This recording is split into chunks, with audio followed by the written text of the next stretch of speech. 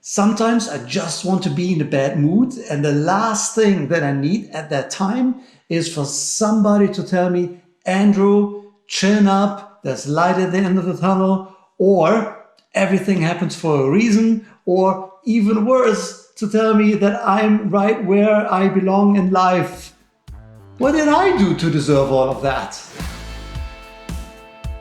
I happen to dislike the term toxic positivity because it puts a label on something and is unnecessarily judgmental. And right now we live in a time where there is too much judgment. And if you took the judgment out, the world would be a better place. And the fact is that most people who are overly positive, they are that way because they don't know what to say when they face somebody who's suffering. You may have done that yourself, right? You had a person who just lost his job or her job or got cheated on, and now you want to cheer them up and take them out and change their mind, and you want them to be in a better place, very genuinely, but it usually doesn't work. Sometimes just being there is enough. Sometimes just listening is enough. So why are so many people incapable of letting others have that human experience of suffering somehow, being sad, being bored, being heartbroken?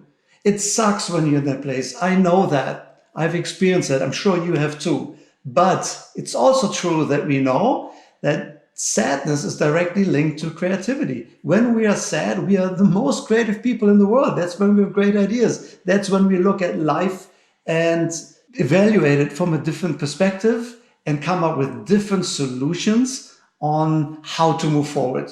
So let people feel sad, guilty, hurt, disappointed, bored for a while.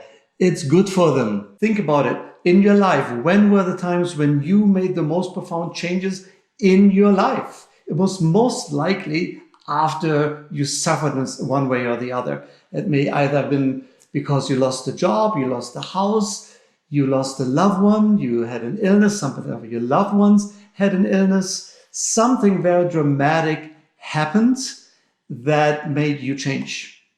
It's such a core part of the human experience. Let us have that experience. The key here is to not stay in that state forever. People always ask me, Andrew, you're such a positive person. How do you do that? No, I'm not.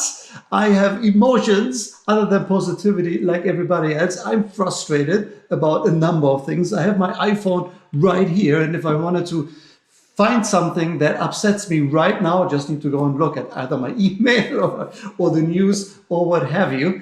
I'm just a human person like you are as well. So acknowledge your emotions, because here's the thing. Every single emotion that you feel, it doesn't matter if it's love or hate or disappointment or guilt or frustration, every emotion that you have is a call to action. So if you are attracted to someone, your call to action is to walk over and introduce yourself. If you are disappointed, for example, that is a signal that you have tried something all over again and expecting different results. So the call to action is to try something else. They have a different approach. Frustration is a signal that someone, and maybe even yourself, has violated a rule that is important to you. And now your call to action is to either clarify what your rules are or maybe change your rules. Maybe your rules are not practical or not realistic. The hardest one is loneliness, especially when it's coupled with heartbreak, because we know that the shape of your heart physically changes when you're heartbroken. So you have a physical component.